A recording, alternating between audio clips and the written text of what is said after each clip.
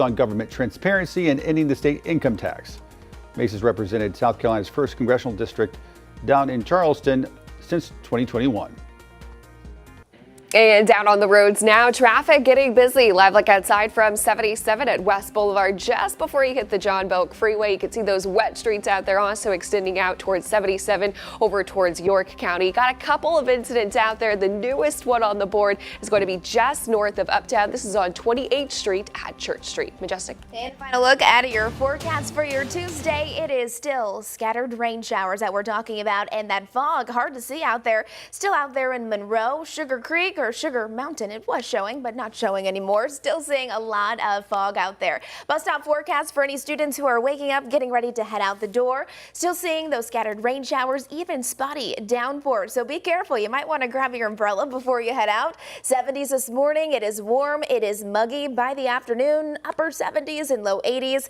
As we're heading into tomorrow, a very similar setup. A little bit warmer though, with upper 80s and low 90s. By tomorrow and into Friday, it's going to be a little warmer with 90s returning. Still a stray shower storm possible. And then this weekend should be nice for the Charlotte FC game on Saturday. Lows slipping down into the 70s, and that warming trend continues through the end of our weekend and into early next week. Again, it is very foggy. Wanted to show you this live camera shot. You can only see half of Uptown right here. When I was driving to work, I couldn't see any of it. So guess we're making some improvements.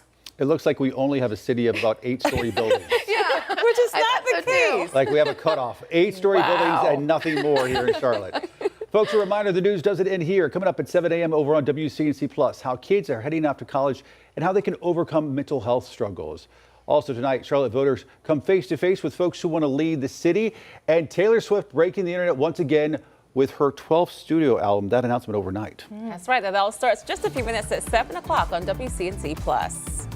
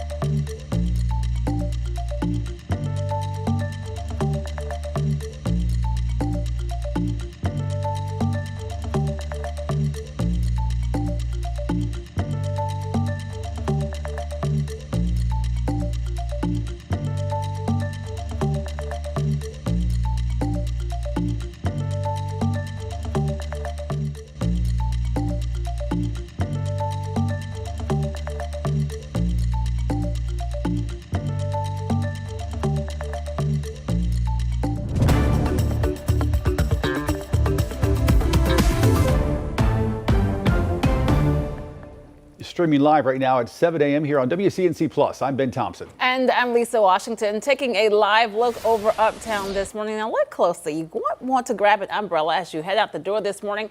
We are tracking more rain for this Tuesday. And as you said, it's almost hard to see the skyline there. The buildings really are much taller than they appear. Right. We don't have an 8-story cutoff here in Charlotte. Meteorologist Majestic Storm joins us right now. Majestic. Good morning. Enough of this rain. I'm over it. You don't got to ask me twice. I mean, I'm ready for some sunshine and some warmer weather. Today's not really the day, though. Unfortunately, we're waking up to a view like this. I mean, this is just so odd. When I was driving to work this morning, I could hardly see the skyline at all. Now we can see about half of it, and you can see how perfect that line is right there. It's just a mix of fog, just those low-lying clouds that are out there. It'll continue to mix out, and eventually we will be able to see it. But as far as that sunshine goes, not a whole lot in the forecast today. This is another live shot here in Monroe. You can tell it's also very foggy. So as you're heading out the door, keep this in mind, because at times while you're traveling, you're going to be able to see fine, but at other times, not so much, especially down there in Chirac, where visibility is significantly reduced, not just there, but even from Lincolnton up towards Jefferson. So at this point, we're seeing widespread fog across the area. Temperatures right now, if you're heading out the door, are mainly into the 60s and 70s, 74 for Monroe, Charlotte, out towards Rock Hill, much of the same, 66 in Boone. So comfortable as far as our actual temperatures go. However, because it's so muggy outside, you are going to notice that this morning. Not the most comfortable morning because of that. And then our daytime highs today, about 83 here in Charlotte, so a little bit warmer than where we topped off yesterday. Mainly cloudy, and again, scattered rain showers is what we're watching for. We'll also be monitoring for localized flooding, because here's the problem. This is how much rain fell yesterday. And look at some of those totals, over 2 inches of rain out towards Shelby and Gastonia, over an inch of rain from Rock Hill out towards Chester, and over a half of an inch here in Charlotte. So if we continue to get those isolated downpours in these areas that have already received quite a bit of rain, then we could have problems when it comes to that flooding. So that's what we're watching for today. Here's our Doppler radar right now. Again, scattered meaning it's not widespread. Not everyone is receiving rain, but whenever you see those pockets of oranges and reds popping up, that's where the rain's coming down very intensely, and that's where we do have those spotty downpours currently ongoing for that morning commute. By the afternoon, though, most of the rain shuts off. Cloudy skies persist. Low to mid 80s for a lot of us today. You can see our planner if you do have any afternoon plans. For the most part, I do think we'll be dry. I can't say that we absolutely won't see a random spotty shower or anything like that, but for the most part, more that active weather, it will move in this morning. Now, coming up in just a few minutes, I'll be back here because we are watching the tropics. This is now Tropical Storm Erin that did form yesterday, but right now, let's go ahead and get a look at those area roadways with Becca. Good morning, Becca. Good morning. Hey, no major slowdowns out there, so that's the good news on this dreary Tuesday morning. Live look outside over towards I-85, over towards the Brookshire Boulevard, moving along very nicely and smoothly. That is the same trend as we head over towards South Carolina, 77 at Gold Hill, even looking good on those northbound lanes that get especially packed with traffic as they head from York inbound into Mecklenburg County. So right now, seeing more of that dense fog, especially south and east of the metro, over towards portions of Union, Anson, Stanley, all the way down over towards Chesterfield. So just keep that in mind. Exercise some caution if you're hitting the roads in those counties. Road conditions a little bit slow, 77 northbound as well as 85 northbound over towards Gastonia, with a couple of incidents out there. This one just north of Uptown on 28th Street at Church Street. Minor delays associated with that. Second one is going to be IKEA Boulevard at University City, and a little bit further down over towards South Charlotte. Still have that road blockage blocking one lane of traffic. This is at the intersection of Sardis at Brackenbury Lane. Becca, thanks. CMPD says shootings into homes are down this year, but for some Charlotte families, the bullets are still too close for comfort. WCNC Charlotte's Richard Devane now live this morning. And Richard, I mean, when I think about different crimes, so many of them are scary, but bullets coming into your home when you're sitting there at the dinner table is perhaps one of the scariest things. And we're actually hearing from neighbors who say their homes were hit not just once, but a number of times.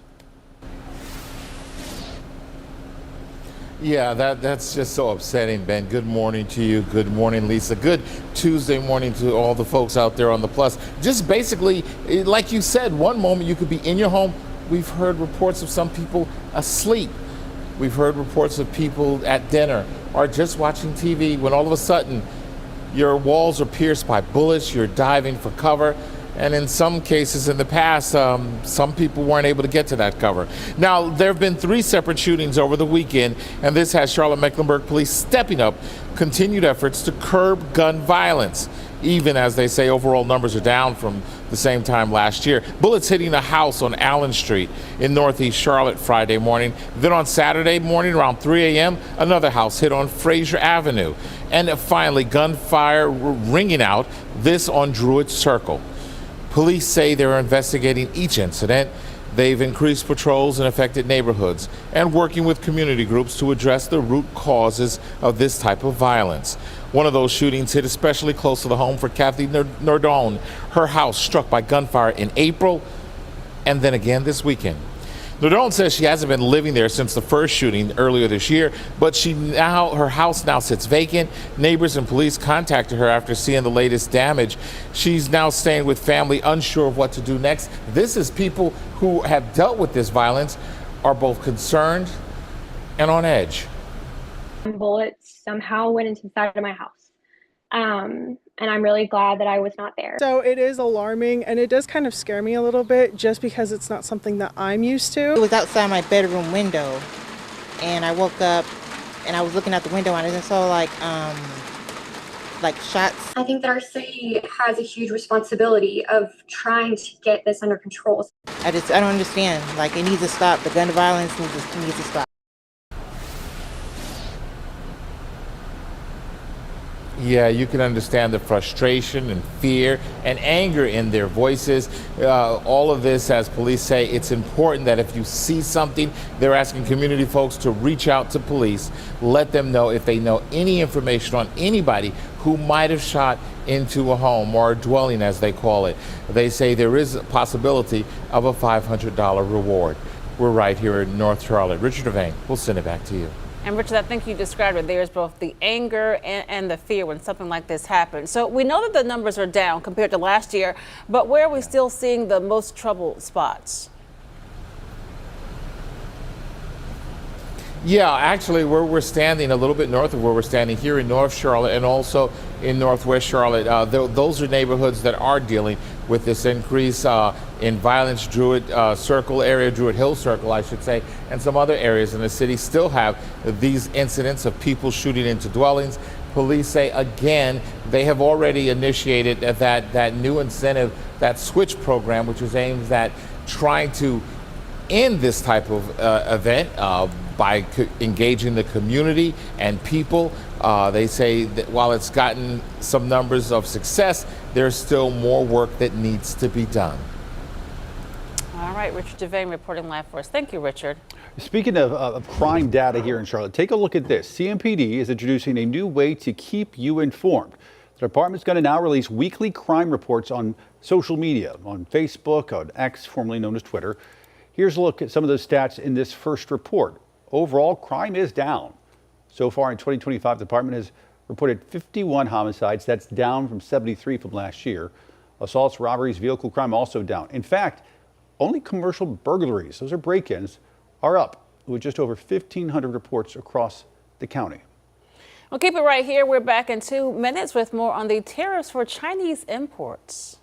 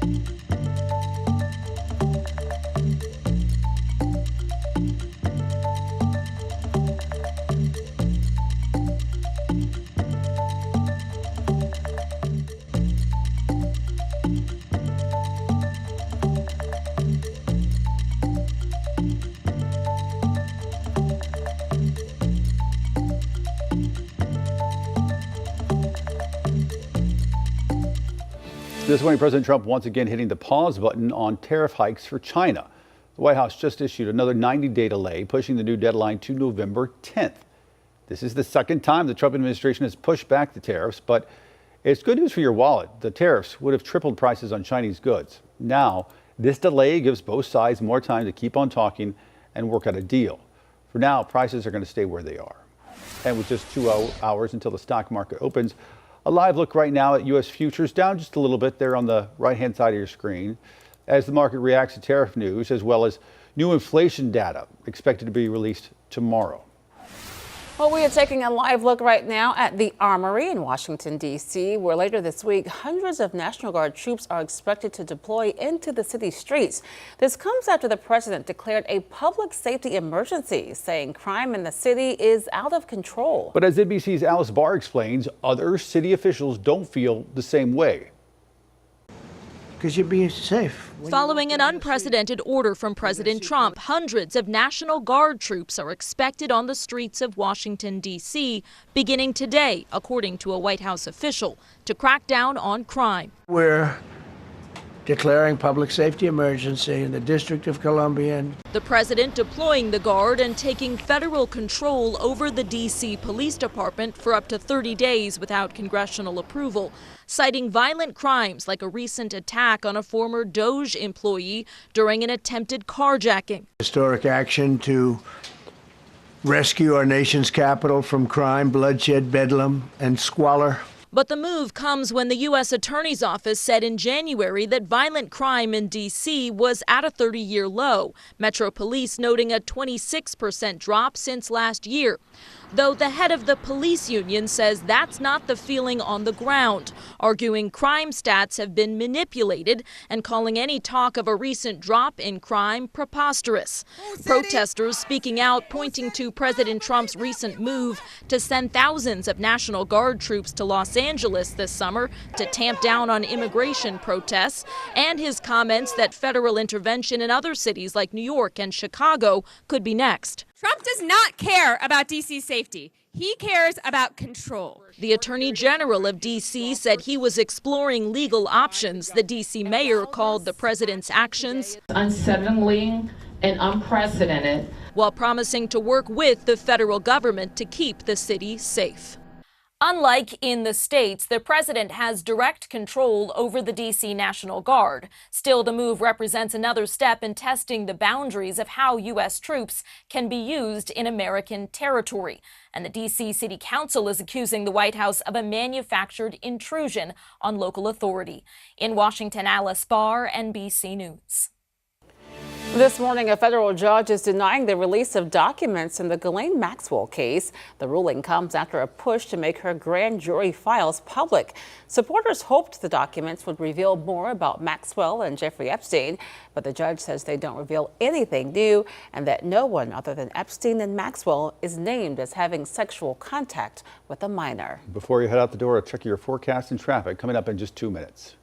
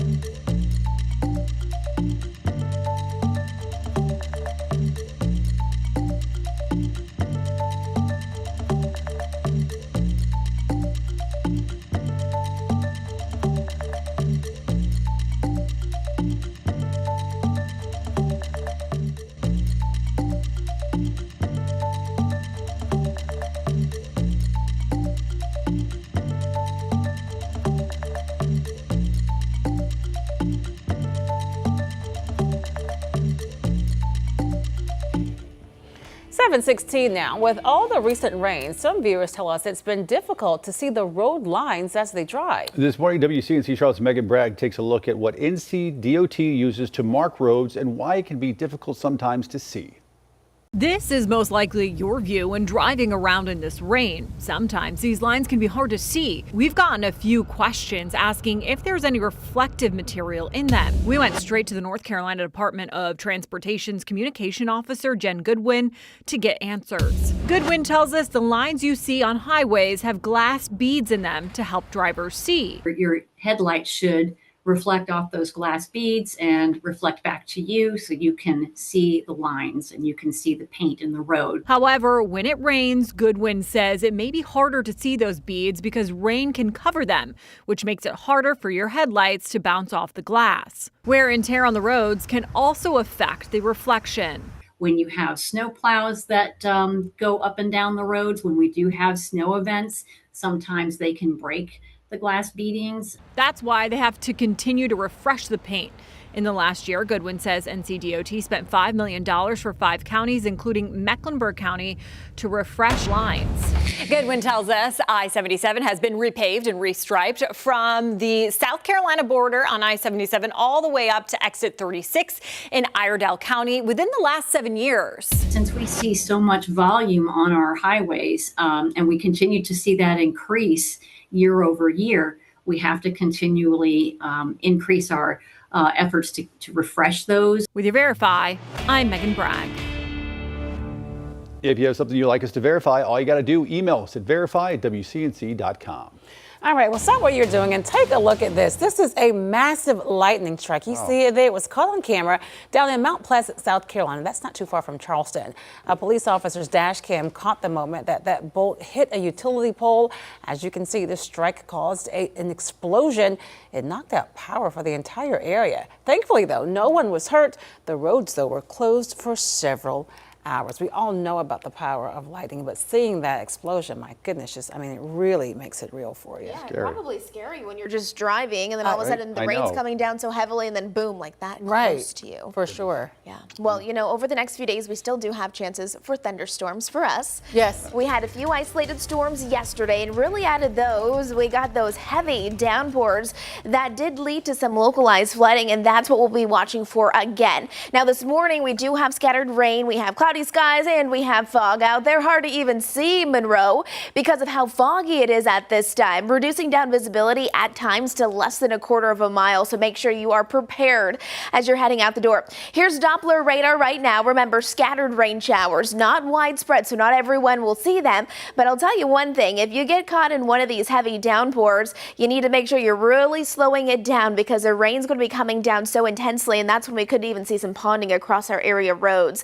Right here, just east of Lancaster, some very heavy rainfall. This is all slowly tracking northeast. And then as we head to the north just a bit, wanted to show you the Charlotte metro area. For most of us, it's actually not raining at this time. We have very overcast skies, foggy conditions, and your area roadways may be wet. But we do have some rain just to the north of Charlotte. If you're going to be coming in on I-77 from Cornelius or Huntersville, that's where we do have some ongoing rain, even pockets of heavy rain that even takes you out towards Westport. As we head a little closer to the mountain locations, that's where more rain is continuing to fall. Some heavy rain right here from Duncan Creek out towards Bellwood and heading towards Hickory, Morganton, out towards Lenore as it all kind of continues to lift north. A few watch spots right there as we're looking at our Doppler radar for your morning commute. Otherwise, here's how the rest of the day plays out. Mainly cloudy skies, temperatures mainly into the 80s, and I think most of the active weather will be this morning and this afternoon with perhaps an isolated thunderstorm or two as we head into the later half of the day. Let's talk about the tropics. We now have Tropical Storm Erin, which did develop yesterday. It's now our 5th named storm of the season. It's very far away from the United States. I'm talking about 3,000 miles away still. This is a 5 a.m. advisory moving west at 25 miles an hour as it continues to do so. This is likely going to be the first hurricane of the season and probably the first major hurricane as well. The good news is by Sunday, it turns into that Cat 3 hurricane hurricane, but still very far away from the United States. And a lot of our models are indicating that once it hits the peak strength, it continues to move to the north and to the east, which would be best case scenario, steering it away from the U.S. So we'll keep you up to date with that. Again, the 5th named storm of the season. 7-day forecast here locally, though, if you are making those weekend plans, hopefully they take you outside. It's going to be nice. Temperatures rising back into the upper 80s, low 90s with smaller rain chances. Becca. And I'm looking at some wet roads over towards Huntersville, where it appears some light rainfall is falling, and you can actually see what it's doing to traffic. Almost stop and go over towards I-77 southbound over towards Samford Road. Definitely a morning to skip the general lanes and get on the tolls, as drive times still going up now, but Matthews to Uptown will take about 21 minutes, Salisbury 47, Waxhaw 39, and Belmont about 24 minutes. Now it's slow moving 77 northbound over towards South Charlotte, as well as 85 northbound over towards Gastonia, but no reports of any accidents or incidents on both those interstates. Still have this crash. This is Sunset Road at Oakdale at the intersection there. Minor delays associated with that. Then we also over towards York County have this crash. This is 77 northbound to Celanese Road westbound. That is the lane blocked due to that crash, so keep that in mind. Also, newest incident on the board going to be this one inbound South Tryon Street just after Irwin Road does have that right-hand lane blocked, and currently CMPD on the scene. Also still have this one. This is southbound Charlottetown Avenue at 7th Street. Still have one lane of traffic blocked off. Some major news overnight for Taylor Swift fans. Yeah, not only did she appear on Travis Kelce's New Heights podcast this week, but the teaser for this week's episode also included a pretty big announcement. Take a look. This is my brand new album, The Life of a Showgirl. TS12. There you go. You heard it.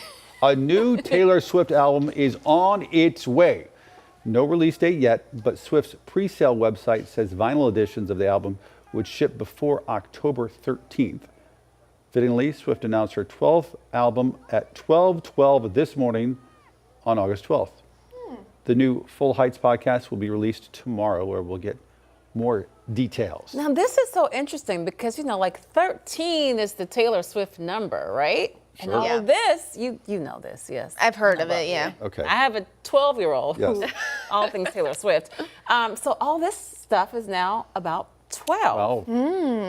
Definitely some Easter eggs. Something tells me that this new podcast episode is going to be their most watched by far. Taylor likely. just keeps on giving and giving. I don't think she ever relaxes. I was wondering, do you think she or Beyonce ever take a vacation? Because those two women It doesn't seem like they're it. like machines. I know. They're just going and going. Where does that come from? I don't Because know.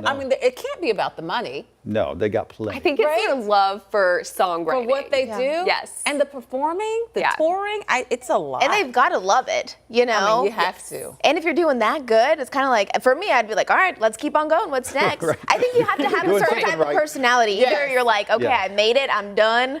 Or you're like, okay, let's see. Yeah. It's working. Let's keep it going. Yeah. Right. All right. We're going to keep going. But right now, we're going right. to take a short break. But you stay right here. We're going to have more weather and traffic coming up, as well as the day's top headlines streaming at 7:30. Stay with us right here on WCNC Plus.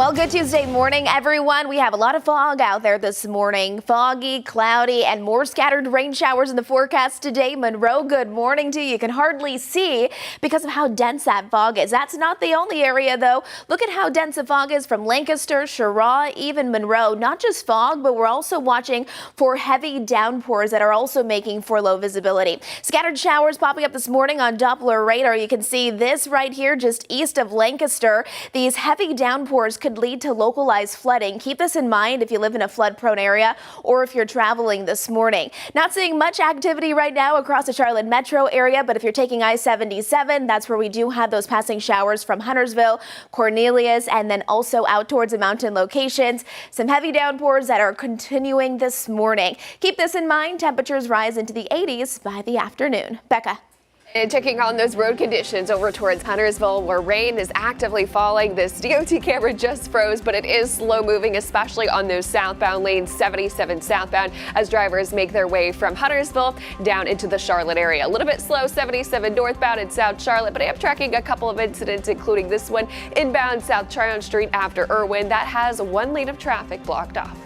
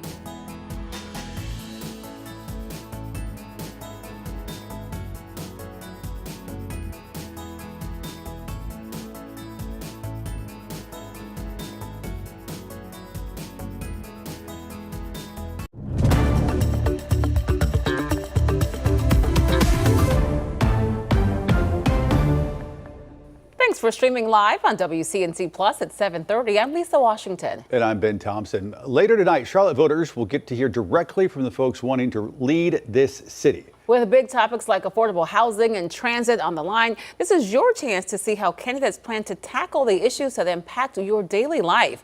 WCNC Charlotte's Destiny Richards is live this morning with details on what you need to know. Destiny. Yeah, the primary is just 1 month away, less than a month away. So this is really the chance for Charlotte voters to hear directly from mayoral candidates as well as candidates for Charlotte City Council. And it's about a couple of big issues that we have heard of in this city, like affordable housing as well as the future of transit. Now, this forum is being hosted by the Redress Movement, Action NC, and One MEC ahead of the fall municipal primary. Several candidates for mayor, Charlotte City Council at large, and district races will share their plans on how to address Charlotte's affordable housing crisis, fight displacement, and promote equitable development. There will be a live question and answer session, and attendees will also get printed responses to key housing and transportation questions. You can see those questions and answers ahead of time right now on the Redress Movement's website. So lots of resources ahead of this forum, and it is absolutely free. You can RSVP ahead of time, or you can show up. It starts at 7 p.m. 6:30 is when those doors open at First United Methodist in Uptown. And this is really a chance to, again, hear about these huge issues ahead of the primary. The primary election day is on September 9th, but early voting is coming up. That period is between August 21st and September 6th. Ben, Lisa. Destiny, any mention about issues surrounding, say, transportation or transit, especially making sure that it's available and accessible to everybody? Yeah, so these organizations, the Redress Movement and Action NC, they are holding this this forum on these specific issues because they themselves are very vocal about it. They say on their website that they're actually opposed to the 1-cent sales tax because they believe it's regressive and disproportionate to low-income households. They believe that the focus on light rail in the city of Charlotte is actually it's actually not helpful in terms of gentrification. They believe it'll accelerate gentrification in the city. And then they also want there to be a focus on bus service, as well as a focus on affordable housing protections. Basically, they're advocates for the low-income folks of the city of Charlotte. So these are why the questions towards these candidates are going to be specifically tailored towards those issues. And those are the two big topics, of course, we talk about all the time: affordable housing in this area, as well as transportation. All right, Destiny, thanks so much for that live report. All right, let's go check your forecast as you head out the door this morning. And once again, Majestic, we have a wet morning. We are. Are we used to it yet? No. I'm looking forward to a day where I can say, all right, bring out those sunglasses. It's going to be a beautiful day. But this morning is not the day. I mean, look at this. This is just kind of ugly out there this morning. We have so much cloud coverage. We have a lot of fog out there. Not only that, but also some passing rain showers still moving across the area. Temperatures right now are into the 70s for most of us, so pretty comfortable. However, the moment you step outside, you're going to notice how muggy it is out there. And a lot of that has to do with the rain that we received yesterday. Today, our forecast and highs will be a little bit warmer than yesterday. 83 across Charlotte and Concord. Out towards Statesville, good morning. 80 degrees is where you should expect to top off this afternoon. But with the added humidity, it's going to feel a little bit warmer. This is how much rain we actually did accumulate yesterday. About a half of an inch or so across Charlotte. But look at how impressive these totals are, and not really in the best of way. Out towards Shelby and Gastonia, over 2 inches of rain. That's what we're talking about when we're saying that we're a little concerned about localized flooding, because areas like Shelby, you receive almost 2.5 inches. Meanwhile, you head up to the north, up in the mountains, and you hardly received any rain. So that's going to be really what we're watching for again today. Localized flooding because of those spotty downpours. Another live shot here coming in from Monroe. Hard to see you out there. Keep this in mind as well, because a lot of students will be heading off to class, crossing the crosswalks. Make sure you're careful with that. And lots of people like to wake up and head out and go for a morning run. Not always good when we have all of that fog that's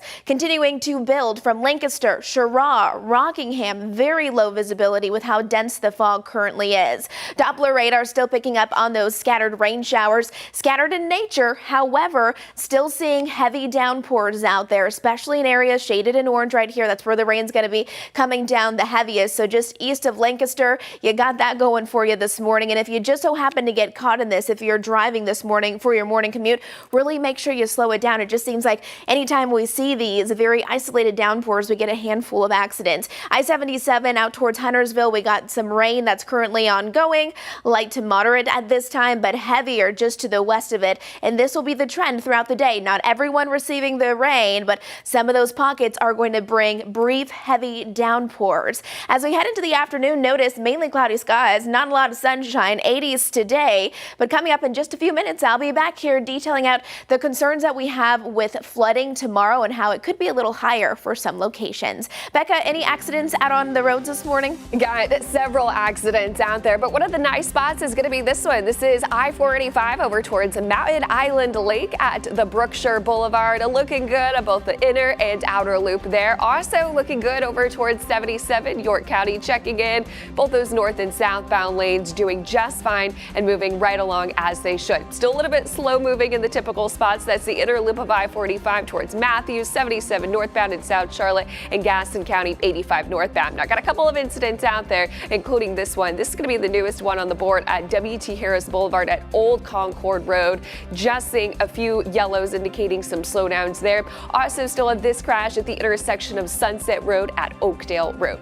Still have this crash blocking one lane of traffic inbound South Tryon Street after Irwin Road, and that is still blocking one lane of traffic, guys.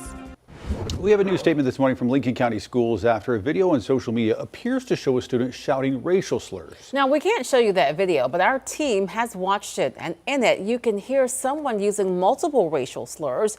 Lincoln County Schools says it's aware of the incident, calling the behavior in that video, quote, unacceptable. The district says it's addressed the students and their families directly, and that disciplinary action is being taken. A major legal battle over gun rights heating up this morning, and it could impact gun owners here in the Carolinas and across the country. South Carolina Attorney General Alan Wilson joining 13 other states in a lawsuit to challenge a federal gun registry. The suit targets the National Firearms Act.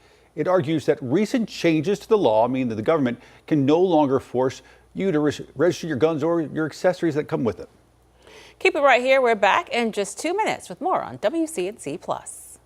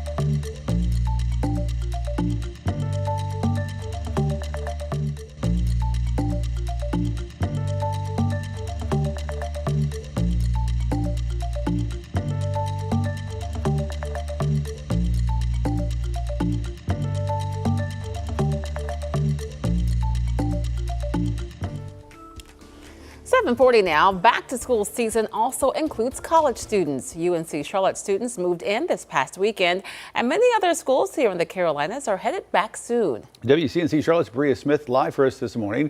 And Bria, we know going to college can be a big adjustment for a lot of people. And you actually spoke with local counselors about how students can sort of keep their mental health in check. What do they tell you? Yes, Ben and Lisa. Well, local experts say that transition from high school and to college can cause many mental challenges like perception versus reality and full responsibility. A high school student where your teacher, knows your name, knows your parent guardian name, knows what you've been up to for the last 4 years. Now you need to go knock on the door versus them knocking on your door. It's intimidating, but you knock once and the next time the door's already open. Adore Kate Regan, the director of counseling with Atrium Health's Queen's University Counseling Center, says will remain open for students who need help with life transitions college brings. Perception versus reality is a huge struggle for all of us, right? But I think that our college age is certainly can fall to that trap. Regan says the university conducted a student study to test the idea of perception versus reality and how it impacts students' thoughts. How many people do you think on this campus belongs to 5 or more clubs? And then the reality was, or the perception was like, 80% of people do. The reality was like 20%. A National Education Association study shows more than 60% of college students meet the criteria for a mental health issue. whether it's due to the pressure of good grades, joining clubs, substance abuse, and anxiety, to name a few. When we think about anxiety, it's not the enemy. Anxiety is actually a survival instinct, and it's our brain doing a little bit too good of a job trying to prepare us for all the possible outcomes. Regan says at Queen's University, there are several outlets for help if needed. There's academic advisors, there's spiritual advisors, there's the residence life advisors. There's just heavily invested faculty members and staff members that just want to be a part of these students' lives. Now, if you are a college student and you need counsel or just someone to talk to, counselors do encourage you to rely on campus resources. Ben, Lisa. And Bria, can you speak to some of those other resources that are available to students if they or a student they know needs some assistance? Yes, Lisa. So here at Queen's University, specifically, the Counseling Center does have an on-call 24/7 crisis counselor. So if you're someone who finds yourself in an issue or needs some assistance, or another student, you can definitely contact that hotline or that crisis hotline number on the Counseling Center's website. All right. Bria, thank you for that. Kannapolis City Schools among several that are headed back to class today as teachers across the region put finishing touches on their classrooms and their lesson plans. But beyond the bulletin boards and the supply list, educators say the real preparation is about something much deeper. It's that time of year again. Hallways are buzzing with activity as teachers prepare for a fresh start. But veteran educators like UNC Charlotte's Dr. Tia Starker-Glass, the professor of elementary education, says success in the classroom begins long before the first lesson plan. I think it always starts with the why, right? Why are we investing in our young people to make our worlds better? All of our kids have brilliance, and are we seeing that day one when they step into the classroom? For many teachers, the first priority isn't classroom rules or curriculum, it's recognizing the potential in every student who walks through their door. How can we affirm them and lift them up? And then we can get to classroom rules and procedures and routines. So seeing the good in all of our children, regardless of zip code or anything else. Education experts say this mindset shift can transform the entire school year. When students feel cared for and supported, classroom management becomes less of a challenge. In general, we want all kids to succeed. So that transition in, and hopefully everybody understands, the kids, the teachers, and the parents know that we're all on the same team with the common goal of making sure that our kids have a good, healthy, successful, positive school year. It was a really great conversation with Dr. Glass there. I mean, she teaches teachers, Yep. and she's also a mom of 2 boys. So she told me how, this time of year is really busy and crazy for everybody. But if you just focus on what's most important, yes, they have to learn the lessons, but let them know that somebody cares for them. Just a reminder of all the different things our teachers are juggling Yes. on a daily basis. A lot. All right, we're back here in 2 minutes with the latest check of your traffic and weather coming up.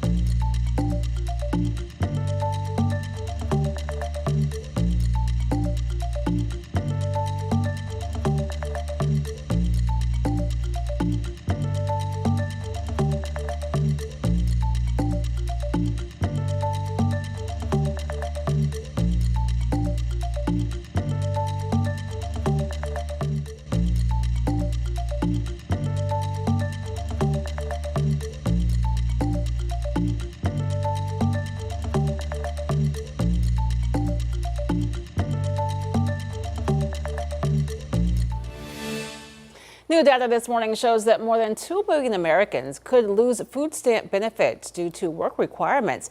That's according to a new Congressional Budget Office analysis. SNAP has long required certain adults to work to keep their benefits, but the new bill expands that rule to parents with kids ages 14 and older. Now, under the change, these parents will need to work, volunteer, or participate in job training for at least 80 hours a month to continue receiving food assistance. This morning, Elon Musk is threatening Apple with legal action. He claims the company is keeping his artificial intelligence app Grok ranked below ChatGPT. On social media, Musk claims Apple is making it impossible for any other AI app to reach the top spot and accused the company of violating antitrust rules. Right now, ChatGPT is #1 in the Apple App Store, while Grok is #6. Millions across the South and Midwest are underwater this morning after more rainfall and flood warnings overnight. NBC's Maggie Vespa is in Wisconsin with a closer look at the damage this morning. Dramatic dashcam video of a massive lightning strike in South Carolina. Watch that again. A fireball erupts on the left, appearing to ignite power lines on the right, knocking out electricity and delaying traffic in Mount Pleasant, say police. Meanwhile, misery in Wisconsin after a harrowing stretch of storms and floods. New drone video showing cars submerged. Here, debris floats by a flooded home. Milwaukee slammed with a summer's worth of rain in one weekend storm. Dozens rescued by boat. Jerry Bresky and his family in this video. You don't realize how drastic that rescue is until I saw the pictures. Wow, we were the ones getting rescued this time. Their home flooded. The family today piled waterlogged possessions on the lawn. In spots where water's receded, we're seeing intense damage like this. Floodwaters just ripped away part of this road, and now repair work is clearly underway. Oh my God! Severe weather raging nationwide. In Nebraska, violent winds ripping the roof off this prison Saturday. Authorities say that storm killed a woman. Overnight, torrential flash floods hitting Florida's west coast, while 29 million Americans broil under heat alerts. Caribou, Maine, breaking a record. Probably going to get off the bridge now. A patchwork of dangerous summer weather that won't let up. Maggie Vespa, NBC News, Waukesha, Wisconsin. 7:50 now. Let's look ahead to winter, why don't we? Sure. And we could be in for a cold and snowy season. That's according to the new Farmer's Almanac. It forecasts the upcoming winter season won't be quite as bone-chilling as last year, but it will be slightly cooler than some recent years. Temperatures should cool down in late fall, which they typically do, and then it's going to snow, and then warm up slightly, and then get cold again. The Almanac predicts winter weather could stick around through April. I feel like you just took us on a roller coaster. I know. Yeah. That's what it sounds like. Yeah. All right, Majestic. All right, well, definitely not cold here, but No. still cooler than where we should be. We should be into the upper 80s at this point. We'll see temperatures today rise merely into the lower end of the 80s, but it is muggy outside. You'll notice it this morning, and you'll surely notice it as we're heading into the afternoon. One thing I'm noticing is all the cloud coverage out there and also the fog that's really reducing down visibility. Temperatures right now are pretty comfortable for most of us at 73 in Statesville, 74 here in Charlotte, 66 up there in Boone, and overall daytime highs today, again, mainly into the lower end of the 80s, 83 in Charlotte, 83 out towards Gastonia, and of course cooler for the mountain locations, low to mid 70s. A cloudy day today with those passing showers and spotty thunderstorms this morning and mainly this afternoon, and then gradually clearing out, and then tomorrow we're going to do it again, but temperatures warm up. 87 will be our high, and then on Thursday, more sunshine starts to move back in. Higher temperatures as well, but our storm chances, they're not totally done. Actually, that heat and humidity could provide more fuel for some pop-up thunderstorms, especially by the afternoon hours. Look at how much rain we received yesterday. It was a tricky forecast because of the scattered showers that moved through and those very isolated downpours. When you have that, they are very, very random, and at times localized flooding is a concern, and we saw that yesterday. Over 2 inches of rain fell out towards Gastonia and Shelby. Over an inch of rain for Rock Hill and Chester. And here's the problem. Isolated downpours are already ongoing, and if we continue to see the same place get hit over and over again, then we could have some problems when it comes to flooding because of how saturated the ground already is. Look at all the fog out there, hard to even see here in Monroe, and that's not the only place. You can see how low visibility is out there in Cheraw, Lancaster, Wadesboro, out towards Rockingham. So if you are traveling today, make sure you're ready for those conditions, but also keep a mindful eye out for everyone who's going to be up early this morning going for their morning walk or run, or any students who will be crossing the crosswalks heading off to class. Doppler radar looks like this, still seeing those passing scattered rain showers, but with that, still seeing pockets of heavy downpours. And again, that's how the forecast will play out today. Still watching around Lancaster, you're seeing that mainly east of Lancaster where we're seeing the heaviest rain currently falling. Right along I-77, we're seeing some rain out towards Huntersville, Mooresville, and just off to the northwest of that as well. That's where we're seeing a heavy downpour just east of Westport. Now, if you are watching from an area out towards Bellwood, you currently have some heavy downpour rain falling out towards Hickory, much of the same, and this is continuing to lift. So just be ready for this very, very scattered, not everyone receiving them, but if you do get the rain, you could receive all of a sudden a very heavy downpour. Mainly cloudy skies this afternoon, temperatures rising into the 80s. Remember, it's going to feel a little hotter though because of that mugginess outside. We'll be watching for localized flooding because of those spotty downpours, so stay close to our weather team. We'll keep you up to date with the very latest. Becca, how are the roads? Is the rain impacting anyone?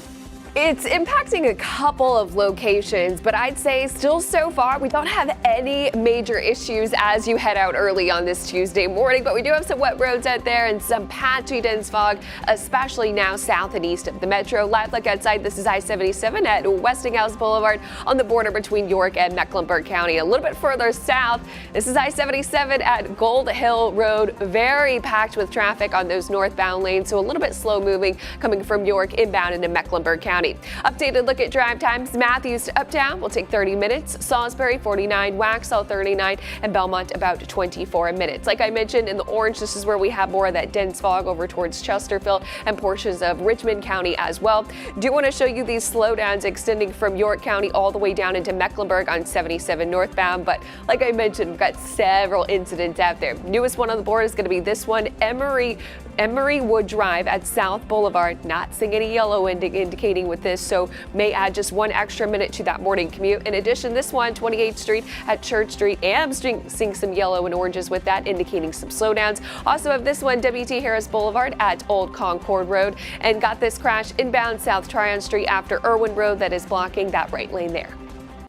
All right, Becca, thanks. Live pictures right now over Uptown, the skyline disappearing behind some of the clouds. Keep it right here on WCNC Plus. Up next, we're going to take a look at some recent crime trends here in Charlotte.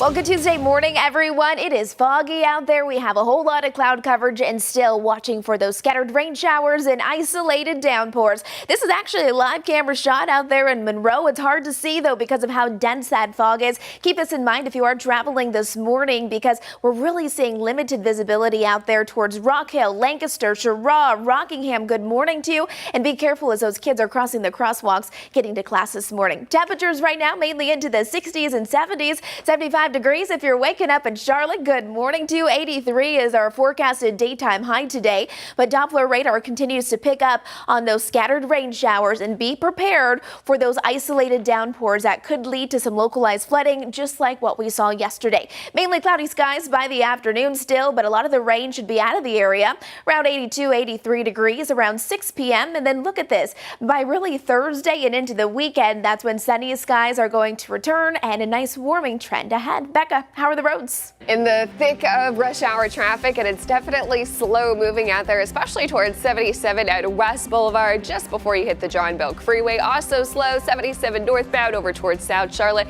as well as 85 northbound over towards Gastonia. Now, do have this crash currently on Sunset Road at Oakdale, causing just minor delays, and then this one on Emery Wood Drive at South Boulevard. A little bit of yellow there, indicating some slowdowns.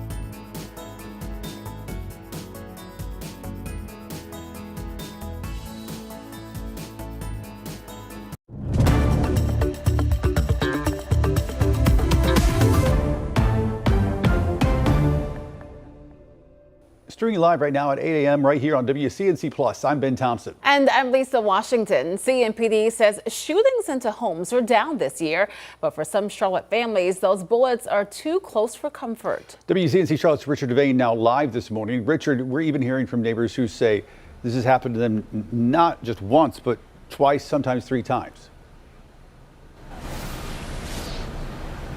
Yeah, that's a terrible feeling. One moment you're in your house, what should be the safest place that you know, and the next minute bullets ripping through your home. Of course, that just leaves some people worried here, and it's a quality of life issue that folks here in the Queen City have to deal with. While CMPD is saying that the cases are actually going down, it's still unsettling for anyone who has to deal with it. There were 3 separate shootings over the weekend, and now Charlotte-Mecklenburg police say they've stepped up efforts to curb gun violence. Bullets hitting houses on Allen Street, then on Fraser Avenue, and finally on Druid Circle. Police say they're investigating each incident. They've increased patrols in neighborhoods. They've worked with community groups to address the root cause of this gun violence. And one of those shootings hit especially close to home for Catherine Nordon. Her house struck by gunfire in April, and then again this weekend. Nordon says she hasn't been living in that house since the first shooting earlier this year. The home now sits vacant. But neighbors and police contacted her after seeing the latest damage. She's now staying with family, unsure to do what's next. All of this as people in these communities, when they see this stuff, they're dealing with the unsettling frustration of this type of crime. Bullets somehow went into the side of my house. And I'm really glad that I was not there. So it is alarming, and it does kind of scare me a little bit just because it's not something that I'm used to. It was outside my bedroom window, and I woke up and I was looking out the window and I saw like shots. I think that our city has a huge responsibility of trying to get this under control. I don't understand. Like, it needs to stop. The gun violence needs to stop.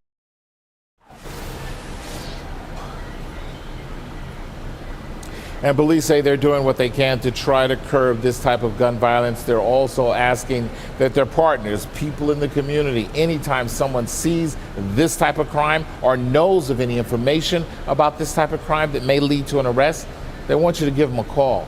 There is also the possibility of getting rewarded for it. There's a $500 reward if folks give them information that leads to arrest of somebody who's involved in such a crime.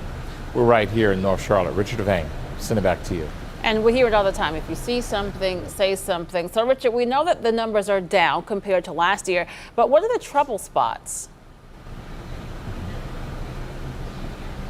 Yeah, there are still some trouble spots here in North Charlotte where we are, as well as Northeast Charlotte. There are some trouble areas. The Druid Hills area is another trouble spot. And these are just places that police say they continue to focus on because they still see those shootings. Now, they say overall it's important to note that those numbers are down some 30%, but that means it's still going on, and that's still a problem. So they say they need everyone working together to try to get their arms around this problem best they can. Yeah, if it's happening in your neighborhood, stats don't matter. Exactly, when it happens to you. Yeah. All right, Richard, thank you. We appreciate that. Speaking of crime data, take a look at this. CMPD introducing a new way to keep you informed. The department will now release weekly crime reports on Facebook and X. Here's a closer look at some of the stats in the first report. Overall, yes, crime is down.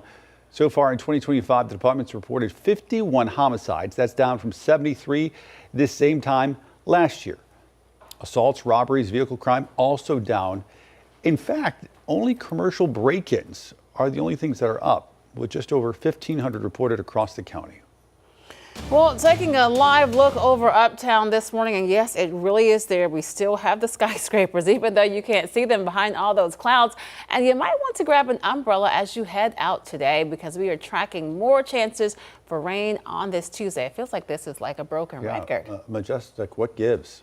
Well, you know, I just want some sunshine, and we do not have that today or tomorrow. I mean, we are just stuck within this weather pattern with cloudy skies, scattered rain showers, temperatures still below where we should be. And now we're dealing with some fog as well at downtown Monroe. This is a live camera shot. You can see some raindrops out on those area roadways, and on the camera, you can see how wet the roadways are, but you can't see that far out. Visibility is really limited because of all that fog that is continuing to develop. You can see it right here uptown, kind of hard to see. I couldn't even see the skyline when I was driving into work this morning, and now we can see some of it. It's going to take a while before a lot of that fog mixes out, and the reason why a lot of the fog is so dense is because of all the rain that we've received yesterday. Yesterday we had scattered showers, similar as to what we're forecasting today, but isolated downpours, and look at what it did to some of our totals. This is how much we received yesterday. Over 2 inches from Shelby to Gastonia, over 1 inch of rain from Chester to Rock Hill. In Charlotte, not everyone received rain, but we did receive just over a half of an inch out there at the airport. Now this morning, visibility, yes, this does need to be top of mind as lots of people are waking up and heading out the door, and it's hard to see, especially for areas out there towards Lancaster, Cheraw, and even over towards Greensboro. So if you're traveling today, be ready for changing road conditions because at times you won't see any fog, then all of a sudden it'll just be hard to see because of how dense that fog is. Right now, temperatures, they're comfortable into the 70s, but if you haven't been outside yet, or maybe you haven't let your dogs outside this morning, the moment you do that, you'll notice how muggy it is out there. And that's going to be the trend as we're heading into the afternoon as well. So while our daytime highs are into the 80s, it's going to feel like we're back into the upper 80s because of the mugginess. Scattered rain showers still popping up on Doppler radar. We still do have those downpours. We can see them just kind of scattered across the area, and that's what we're concerned about, because that's oftentimes when we see localized flooding, especially if we're seeing those downpours continue to hit the same place over and over. Into the afternoon, mainly cloudy skies. Temperatures again mainly into the 80s. A lot of the rain should let up by that point, but again, watching for localized flooding, not just today, but all the way through Thursday, because look at how much more rain we could get. This is estimated by our models, so keep that in mind, but anywhere from about 1 to 2 additional inches on top of what we've already received. So if you live in a flood-prone area, that ground is getting very, very saturated. Want to take you out to the tropics, because now we have Tropical Storm Erin that did form yesterday. This is a 5 a.m. advisory, still very far away from the U.S. It's not going to move into the U.S. anytime soon. It's going to take at least the next 10 days. Now notice, this could be our first actual hurricane of the hurricane season, but we're expecting not just that, but this could be a major hurricane turning into a Category 3 by early Sunday morning, but that's still way out in the sea.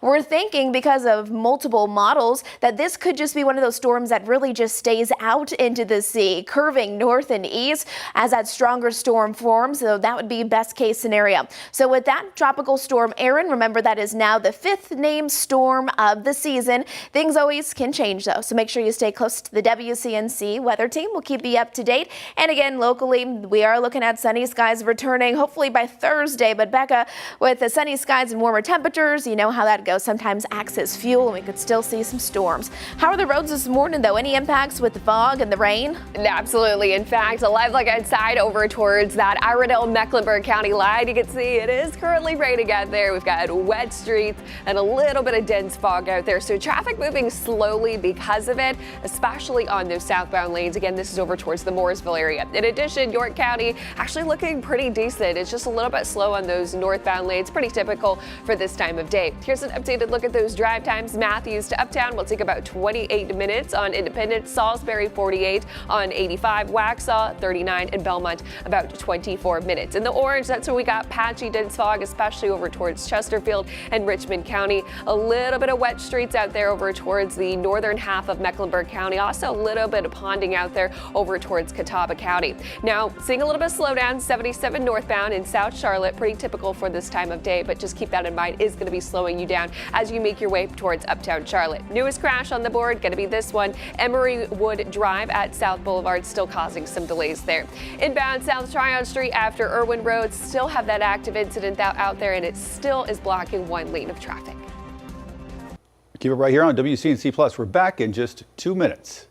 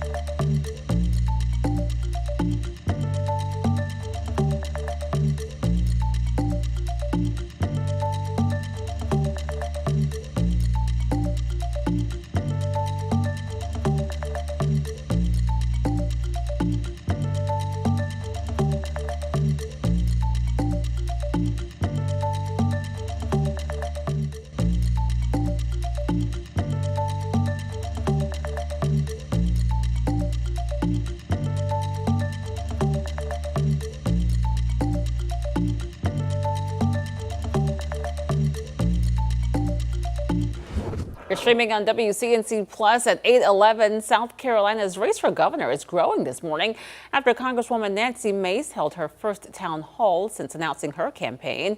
Mullins McLeod is the newest candidate to join the race.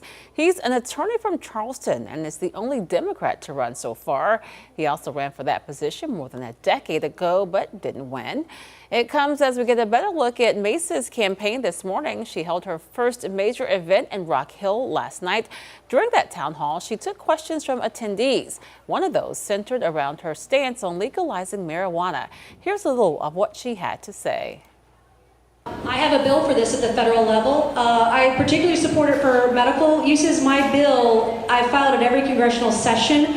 So in order to address cannabis if you want medical or otherwise, my bill leaves it up to the states. So I have a bill that would leave it up to the states to do. You have to deschedule it. It leaves it up to the states to decide. So if a state wants to prohibit it entirely, it can. If a state wants to do CBD, it can. If a state wants to do recreational, it can. But it's up to the state legislature to decide. And so I have a bill that would do that. My bill also mandates that any cannabis packaging can't look like a candy bar. Can't look like a treat for a kid, because we don't want children to get access to it. I can tell you, even in middle school, kids are getting access to drugs. And kids are coming to school high on drugs. We want to make sure that we're not doing that. But I will tell you, there are C-stores, convenience stores in South Carolina, I know some of them where they are because I know where the kids go, who are getting vape pens, some of them with THC in them, from local convenience stores in our state. So we have a real problem. We also have a problem, we haven't done medical. Senator Tom Davis out of Beaufort County has a medical cannabis bill, but over 8 years it's not gotten done. So I have a provision in my bill, particularly those with terminal illness, veterans with PTSD, those with chronic pain, sickle cell, for example, which is deadly, that we have special provisions and protections for those people to be able to access it for medical purposes. So I have a very responsible bill that would address it. There was some polling by Winthrop 2 or 3 years ago that says 53% of people statewide want it, 75% of people statewide want medical.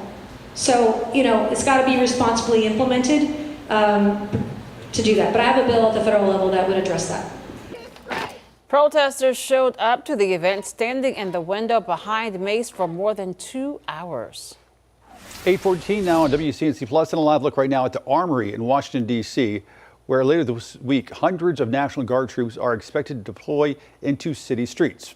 It comes after President Trump declared a public safety emergency, saying crime there in the city is out of control. But as NBC's Alice Barr explains, other city officials don't feel the same way.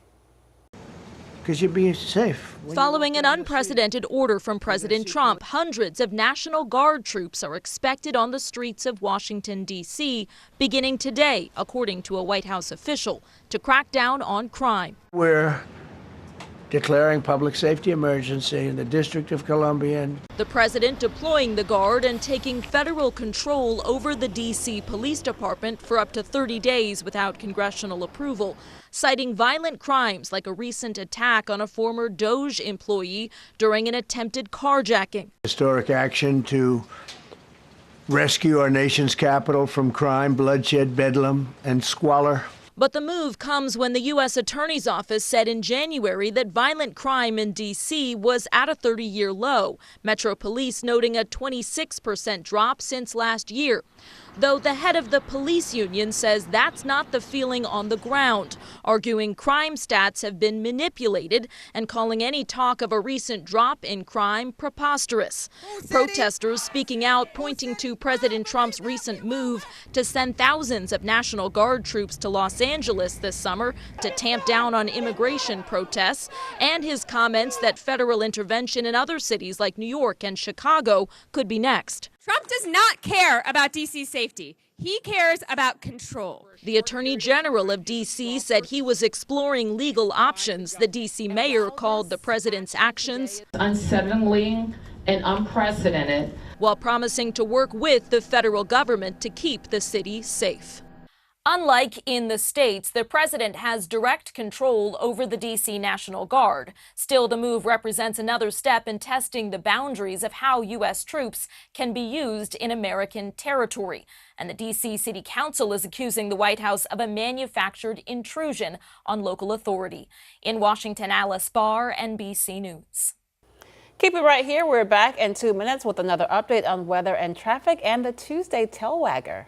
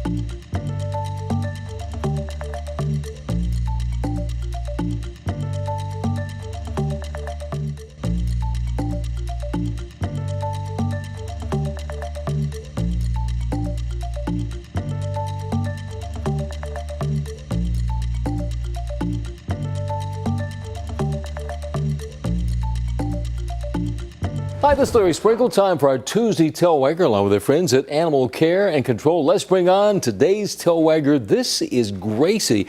Now, Gracie is 11 years old, but her foster family says acts like she's half that age or even less. She is just a really sweet dog, a spayed female, very energetic, can be docile just as well, loves to be close. She is a very friendly dog, gets along with other dogs, great on a leash, loves to walk, and just one big friendly dog. She is available today at Animal Care and Control. For information, you can actually log on to animalclt.org. That's animalclt.org. They're open Monday through Friday, 11 a.m. to 7 p.m., and Saturday and Sunday, 9 a.m. to 5 p.m. One more time, check her out. This is Gracie. Even though she's 11 years old, she acts like she's half that age, and she is one sweet dog. That's Gracie, and she is our very special Tuesday Tailwagger. No. Gracie is so cute. She is a cutie. And 11 years old. I love senior dogs. Yep. Older dogs have like the most pure heart, and they need the best home. They do. For sure. Well, my dog has been a little depressed because of the rain. Right. Not going I can see outside. why. Yeah. Yes, and I think a lot of us were like, all right, let's move on. Let's get to some sunshine. And I think we're almost there. Couple more days though, not today. Let's get to the forecast for today though, because it's all about the clouds, the scattered rain showers, heavy downpours. I mean, we're talking just gloomy conditions today. It's going to be similar tomorrow, Thursday, 90 degrees though, but with that increase with heat, humidity, sunshine, that oftentimes is a little deceiving because it could provide fuel for afternoon thunderstorms. So we'll watch for that, but that's what you can look forward to over the next few days. Live camera looks outside. Looks like a good morning for a nice hot cup of coffee, cozy on up. Maybe you don't have any place to be. Well, that's good. It's just kind of gloomy. We have wet roadways. We have a whole lot of cloud coverage out there and fog. You can't even see the city skyline at this point because of how dense it is out there. We should see, of course, the skyline in Uptown, but we can't even see it because of how dense it is. And a big reason why is because of the rain that fell yesterday. We had those spotty downpours.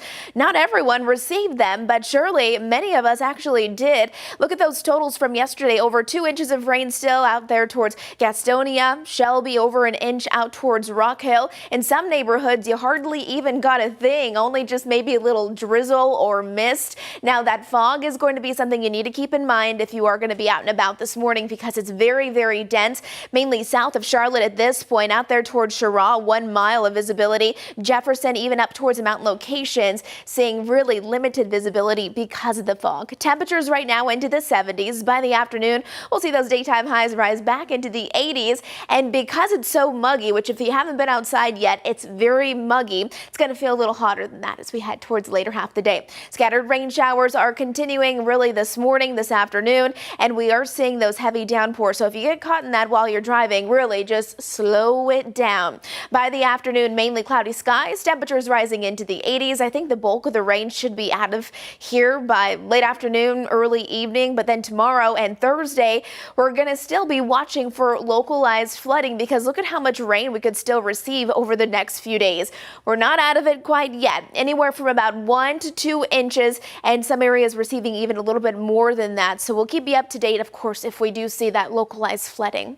All right, let's take you out to the tropics. Yesterday, Tropical Storm Erin did form. This is still the latest advisory, moving west at 22 miles an hour. Now, here's the deal. It is very far away from the U.S. and it's not going to really bring any major impacts for several days at this time. So good news there. But look at this track right here. This will likely be the first hurricane of the season and the first major hurricane expected to turn into a Category 3 hurricane by early Sunday morning. But you can still see it's very far away from the United States. Great news there. And a lot of our models are indicating that as it reaches that Cat 3 strength, it then starts to move north and east with that strong storm. So that would be best case scenario if that's how it plays out. We could dodge this system again. So fingers crossed with that. Of course, we are still a ways out, so things could change. This is now the 5th named storm of the season. Meanwhile, back home, still scattered showers and storms over the next 3 days, mainly watching for just little pockets of flooding that you may encounter, especially if you live in a flood-prone area. And then we'll be back on track to some sunshine by Thursday and Friday. And if you have plans this weekend, hopefully they're outside. It's going to be pretty nice. Becca, how are the roads?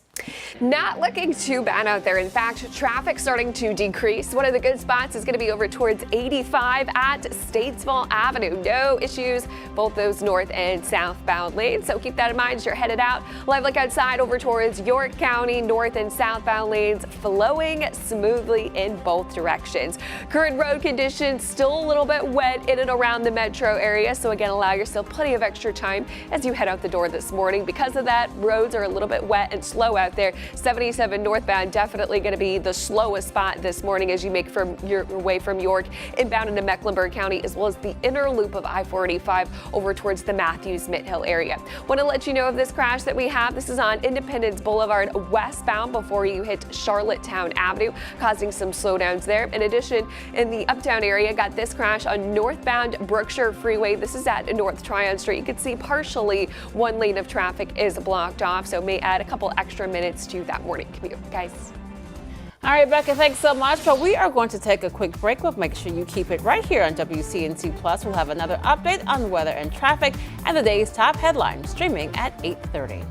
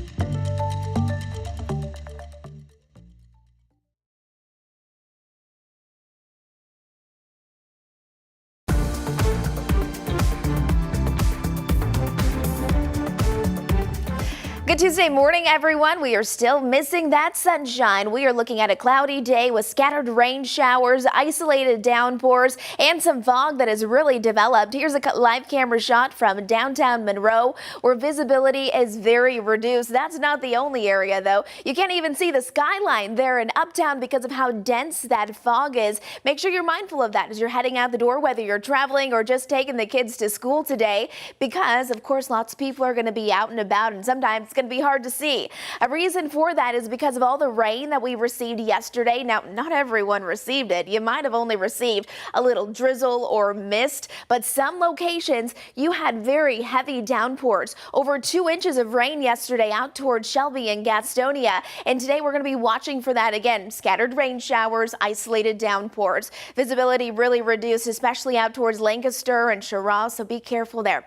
Temperatures mainly into the 60s and 70s right now, and by the afternoon we're forecasting some 80-degree temperatures.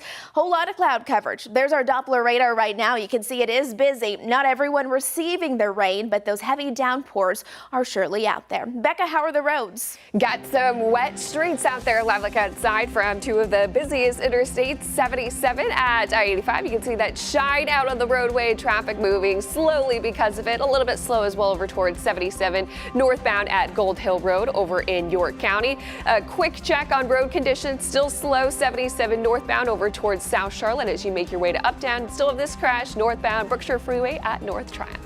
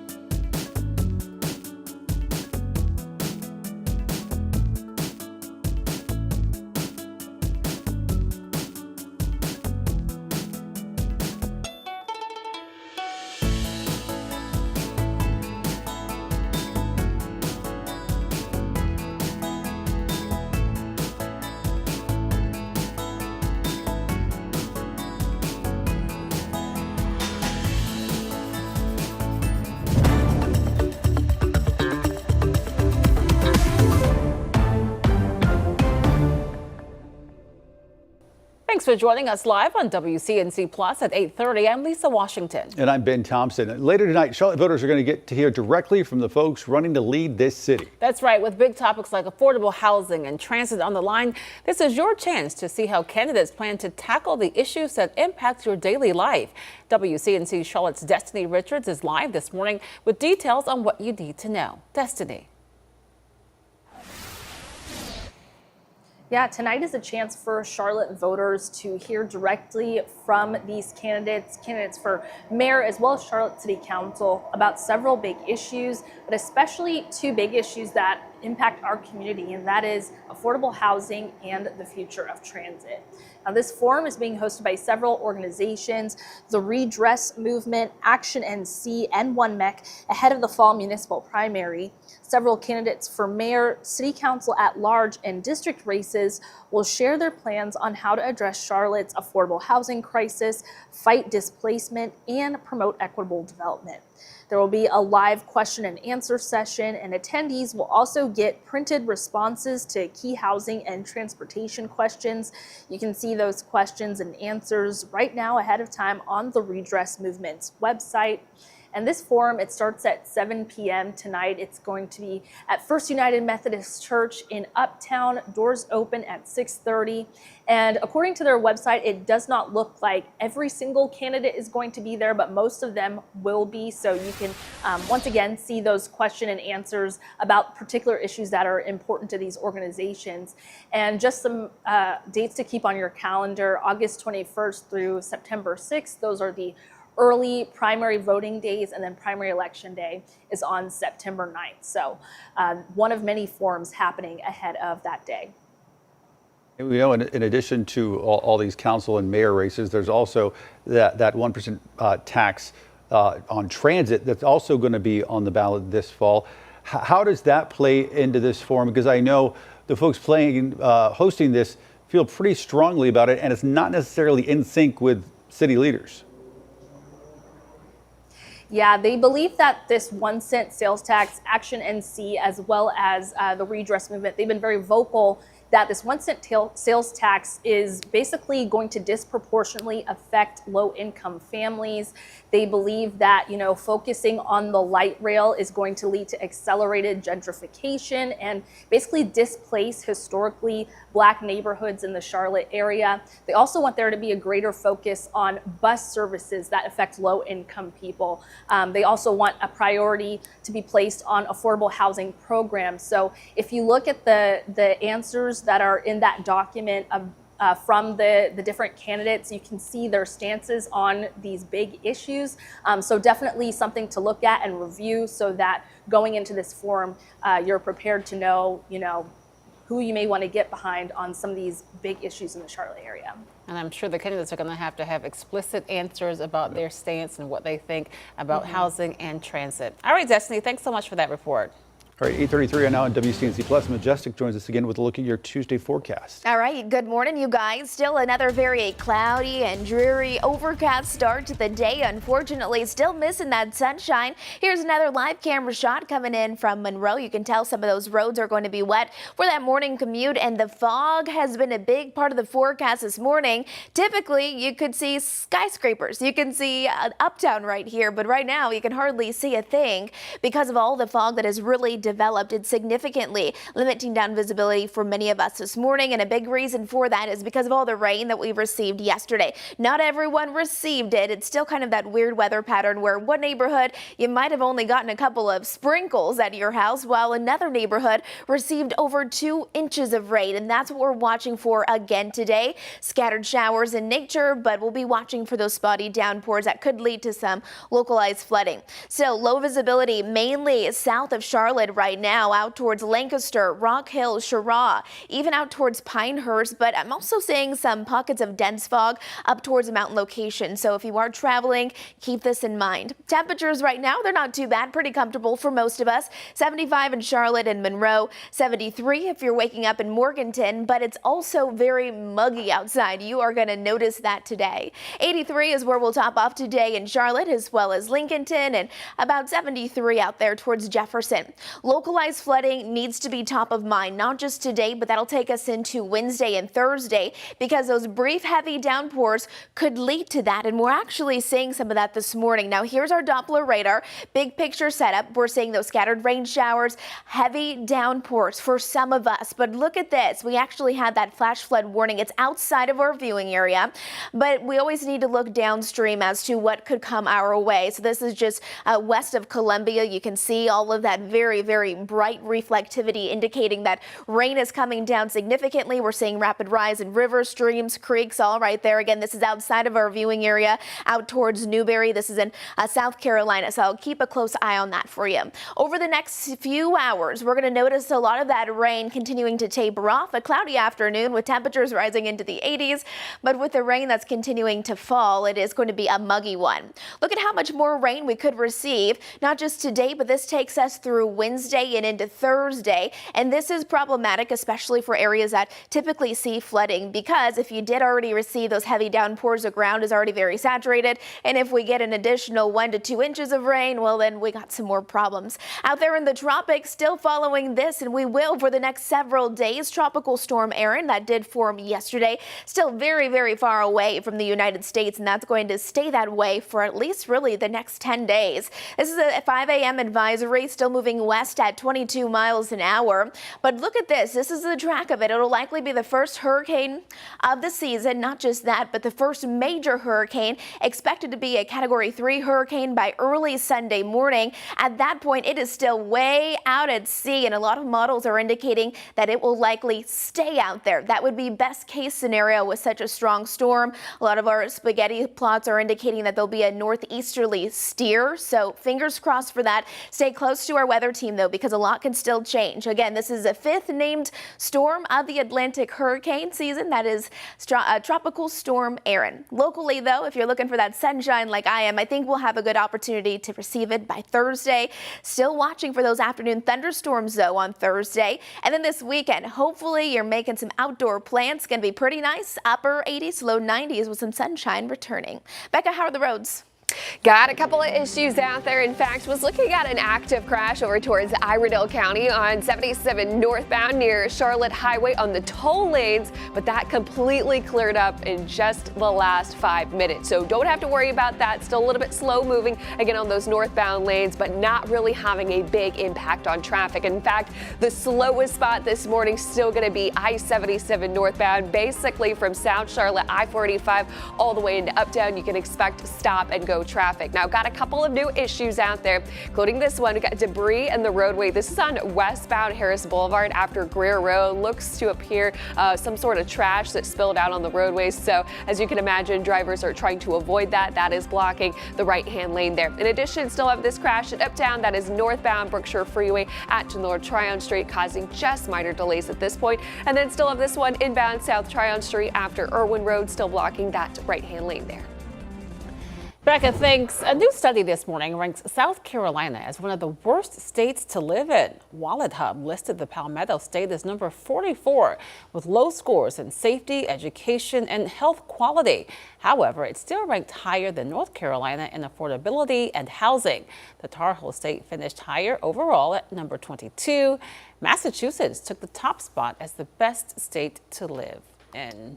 Taking nothing away from the, and their methodology, I have no idea, but yes, but that's such a complicated, it really is, thing to decide of best states to live. I mean, when it comes to affordability, last time I checked, South Carolina's got some amazing beaches. And here's the thing, I mean, no state is perfect, No. right? Nobody gets an A+. There's some really great parts of South and North Carolina. That's right. All right, keep it right here. We're back with more news, weather, and traffic right here on WCNC Plus.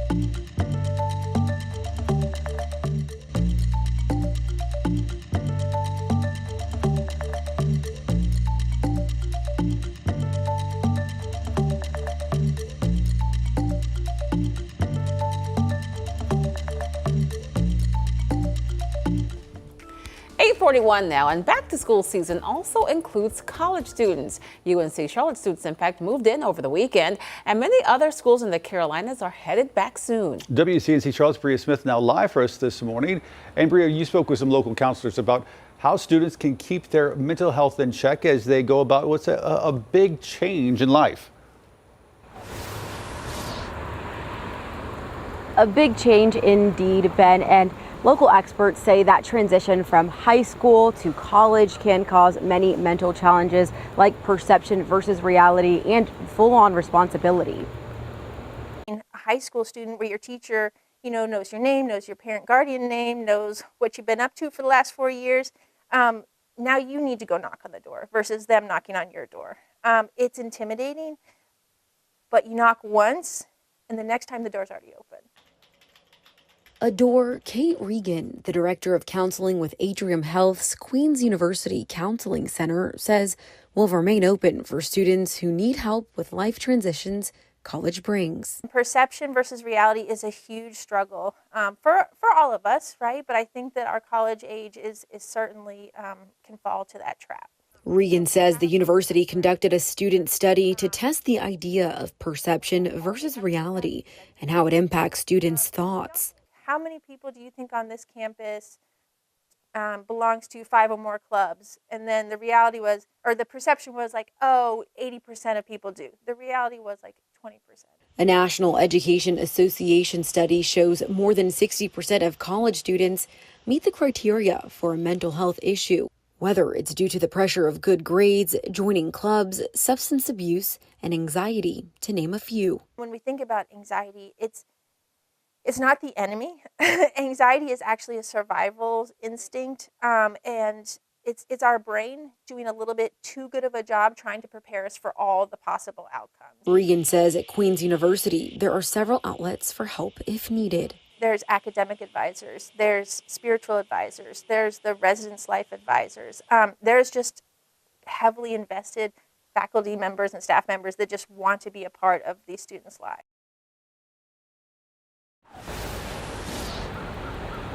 Now, if you are a college student needing counsel or just someone to talk to, Campus Resources or counselors do encourage you to contact Campus Resources. Back to you guys. And Bria, what are some of the other resources that are out there if students are in need of assistance, whether it's emergency or otherwise? Yeah, Ben, well, they here at Queen's University, they are aware that, some issues may not happen Monday through Friday. So there is always a 24/7 hotline crisis number that you can contact on the Counseling Center's website if you're a student or a student who is in need of assistance. Good advice. You're glad they have something that's not just 9 to 5. All right, Bria, thanks so much for that. 8:44 right now on WCNC Plus. Kannapolis City Schools headed back to class today, among some other districts as well, as teachers across the region put finishing touches on their classrooms and their lesson plans. But beyond the bulletin boards and the supply list, educators say the real preparation is about something much deeper. It's that time of year again. Hallways are buzzing with activity as teachers prepare for a fresh start. But veteran educators like UNC Charlotte's Dr. Tia Starker-Glass, a professor of elementary education, says success in the classroom begins long before the first lesson plan. I think it always starts with the why, right? Why are we investing in our young people to make our world better? All of our kids have brilliance, and are we seeing that day one when they step into the classroom? For many teachers, the first priority isn't classroom rules or curriculum, it's recognizing the potential in every student who walks through their door. How can we affirm them and lift them up? And then we can get to classroom rules and procedures and routines. So seeing the good in all of our children, regardless of zip code or anything else. Education experts say this mindset shift can transform the entire school year.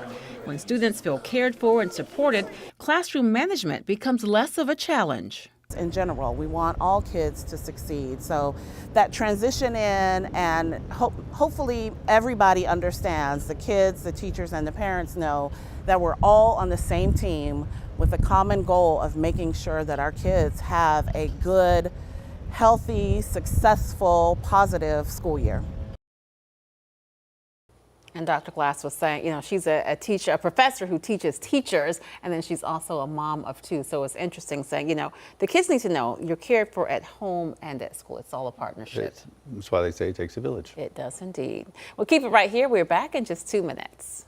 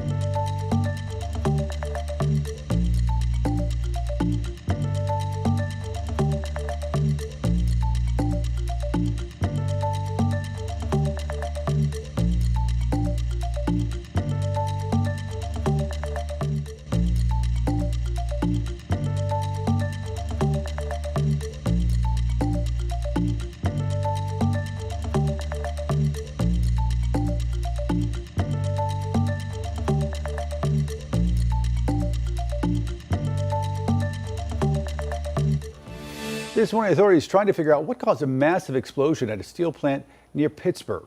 NBC's Adrian Bardas is in Pennsylvania this morning with the latest. This morning, an investigation is underway to determine what caused a massive blast at the U.S. Steel plant in Clairton, Pennsylvania.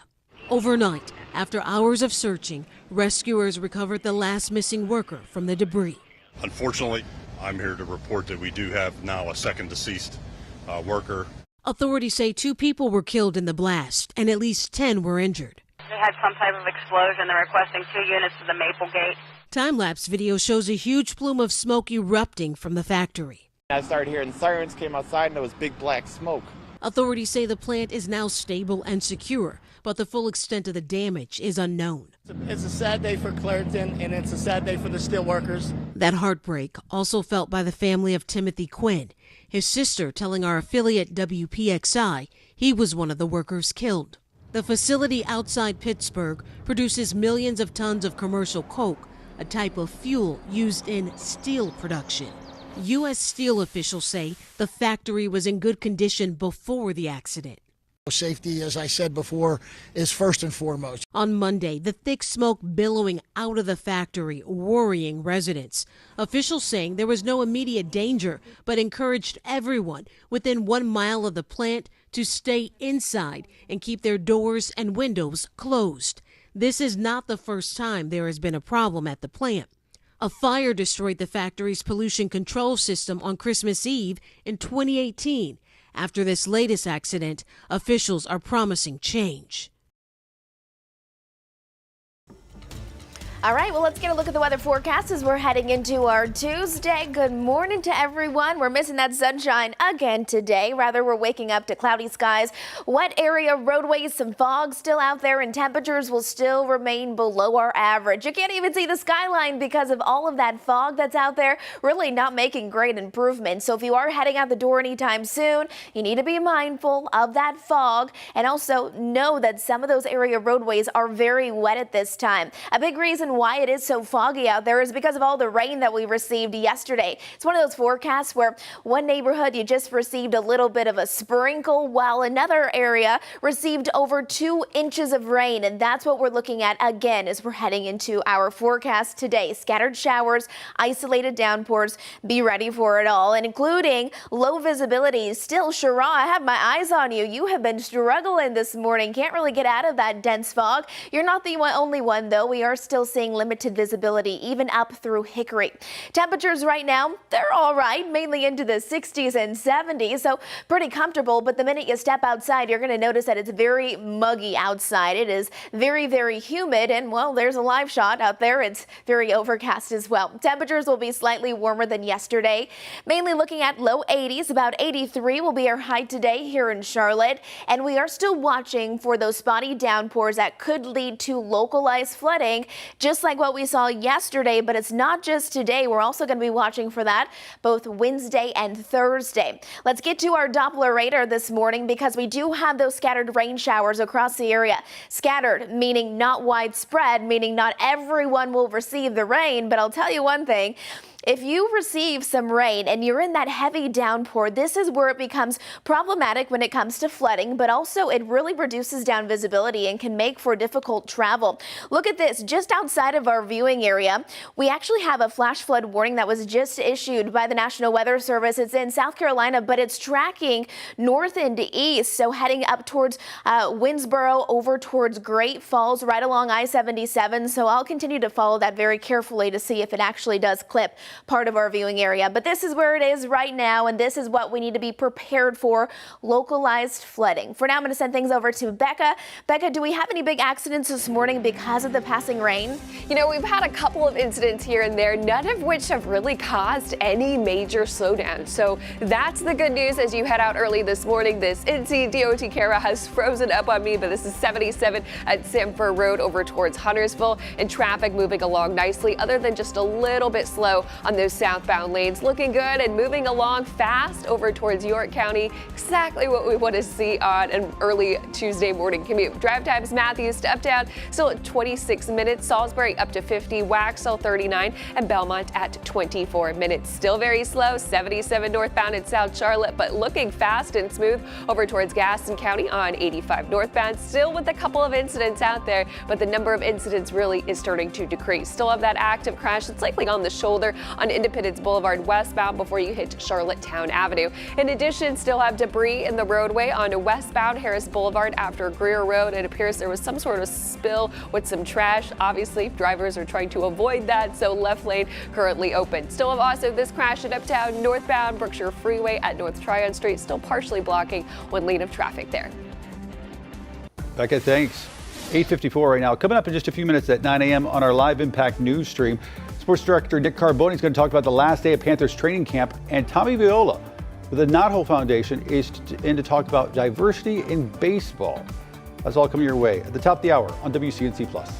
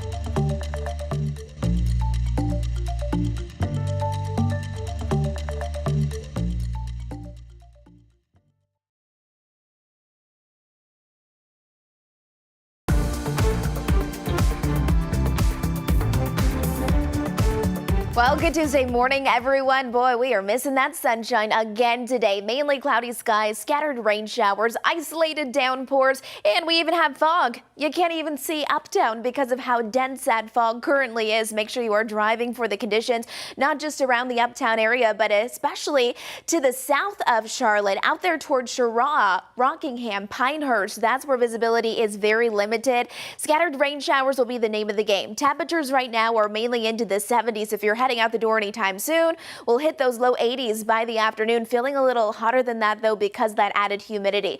Watch for those heavy downpours. They are out there, limiting visibility and possibly making for difficult travel. Becca. And traffic starting to settle down out there and thin out. Live look outside from I-77 at Clayton Road. Looking fast and smooth, although a little bit slow if you're headed from York inbound to Mecklenburg County. That continues basically to uptown. Still with a couple of incidents out there, including this one, debris in the roadway impacting westbound Harris Boulevard after Greer Road.